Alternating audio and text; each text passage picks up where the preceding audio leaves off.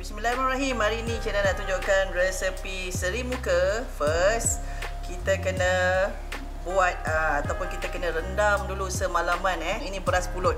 Beras pulut 500 gram. Beras pulut yang direndam semalaman. Okey, sebelum tu kita kena masukkan kita punya daun pandan. Okey, dan juga santan. Okey, santan ni adalah 500 ml santan yang cair okey, yang santan yang cair 500 ml, dan kita masukkan setengah sudu besar garam. Lepas tu kita kena masukkan minyak.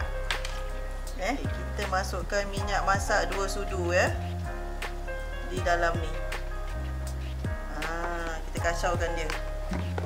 Masukkan santan ni di dalam beras pulut kita. Kita kukus dia selama 20 minit di atas pengukus. Okey, jom kita masukkan. Kita kukus selama 20 minit dengan api yang sederhana. Okey, jom kita buat pula cara-cara untuk lapisan atas. Kita menggunakan 5 helai daun pandan. Lepas tu kita guntingkanlah dia. Kita menggunakan cawan ni setengah cawan. Lepas tu kita bolehlah langsung terus di blender. Bismillah.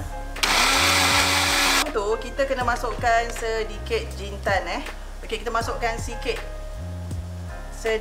jintan manis di dalam daun pandan ni. Untuk elakkan bau hanyir telur lah. Okey. Tapis dia tapiskan dia. Apa orang kata, tekan-tekan kan.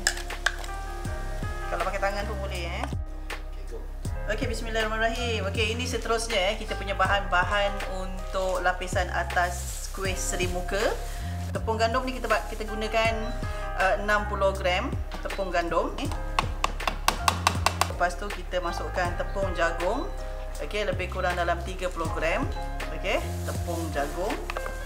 Kita masukkan sekali ke dalam. Lepas tu kita masukkan garam. Garam kita gunakan setengah sudu. Setengah sudu garam. Seimbang dan sebati. Okay, kita masukkan gula. Okey, gula 150 gram. Masukkan gula. Lepas tu kita nak gunakan santan. Santan pekat ini lebih kurang 375 ml. Santan pekat kacaukan terus.